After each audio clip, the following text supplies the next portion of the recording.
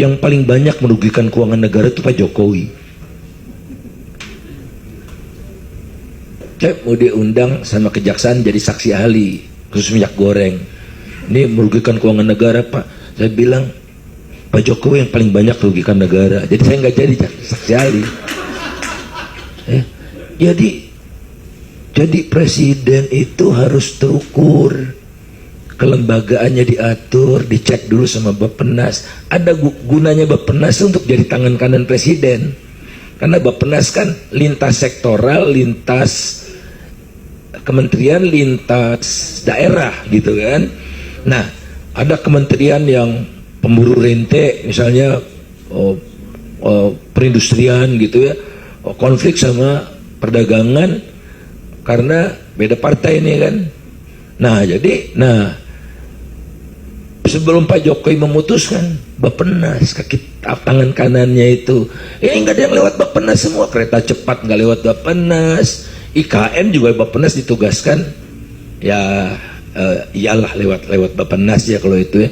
Nah jadi, Pak Jokowi jangan asal ngomong. Ini Pak Jokowi bukan bapak rumah tangga, istri sama anak-anaknya. Ini rumah tangga 270 juta orang. Ingat itu nasib rakyat Bangka Belitung nanti gimana. Larang aja. Anda tahu akibat nikel dilarang ya? Nikel dilarang, biji nikel yang dilarang ya, biji nikel dilarang. 95% biji nikel itu dipakai untuk perusahaan Cina. Dikasih harga, kan gak ada harganya di Shanghai $80. Pemerintah resmi menetapkan buat Cina itu $34. 95% produknya diekspor ke Cina.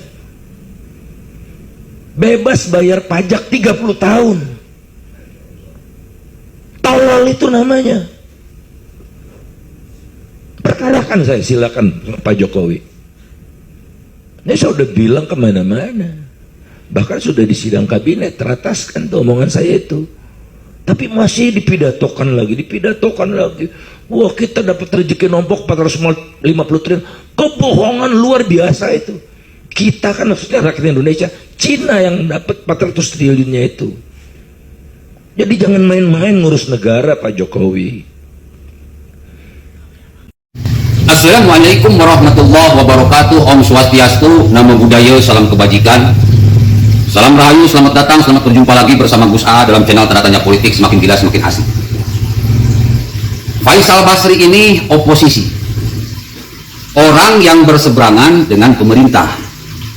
Jadi kalian kalau mau tahu, mau mendengarkan sebuah opini-opini yang bertolak belakang dengan pemerintah, itu pasti latar belakang dia oposisi.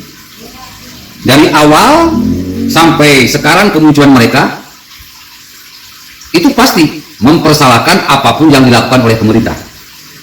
Oposisi, kalau mendukung pemerintah namanya bukan oposisi, koalisi. Oposisi di kita ini sudah kebablasan. Jadi oposisinya sudah berupa jadi oposetan, oposialan, opo-opo diributin, opo-opo disalahin.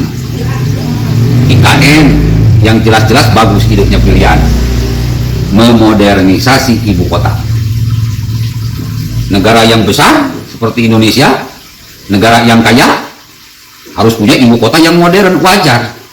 Jakarta sudah nggak modern, sudah ketinggalan zaman. Tapi kalau oposisi pasti dipersalahkan. Kenapa?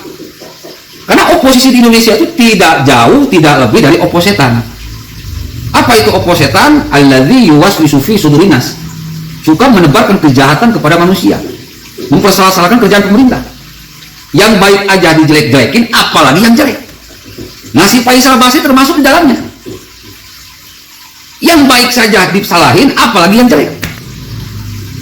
Jokowi itu presiden. Di belakang Jokowi ini banyak ahli-ahli ekonomi, banyak ahli-ahli politik, banyak ahli-ahli sains. Mereka-mereka ini lebih diakui pendapatnya, lebih berkualitas kerjanya, lebih diakui pengalamannya daripada si Faisal Basri. Makanya si Faisal Basri nggak dipakai. Kenapa? Karena pemerintah mencari orang-orang yang terbaik. Jadi kalau sekarang si Faisal Basri ngebacot Cina, ini kalau dijual ke Cina setengah harga, ya karena wajar orang yang nggak kepake, yang nggak dilirik oleh pemerintah terus menyalahkan pemerintah, wajar. Coba kalau si Faisal Basri diambil sama pemerintah, pasti puji-puji pemerintah.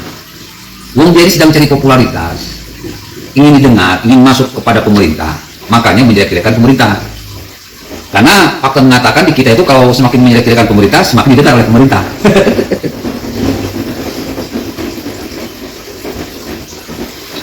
Jadi masalah ekonomi yang seperti dibicarakan oleh Faisal Basri ini sudah nggak perlu diributkan lah. Wong buktinya negara kita aman-aman saja. Wong buktinya pembangunan begitu spektakuler di era Jokowi selama 2 periode, nggak masalah. Yang namanya hubungan bilateral saling menguntungkan antara kedua negara itu kan nggak sembarangan.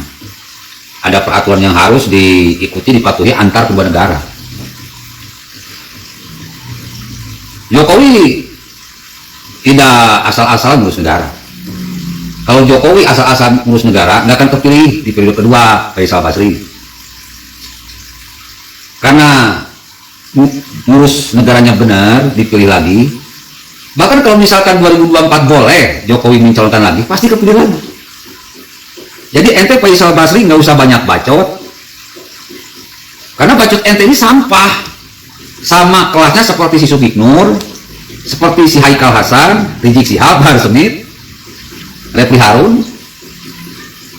Bacotan-bacotan sampah kayak Faisal Basri ini ya pantasnya buang aja ke tempat sampah lah. Paling pemerintah ketawa-ketawa aja dengar bacotan si Faisal Basri ini. Wong saya itu sudah memantau sejak dulu siapa si Faisal Basri. Tidak ada omongannya yang mendukung pemerintah. Yang benar pasti disalah-salahin, yang salah pasti langsung teriak kudeta, pilihkan Jokowi.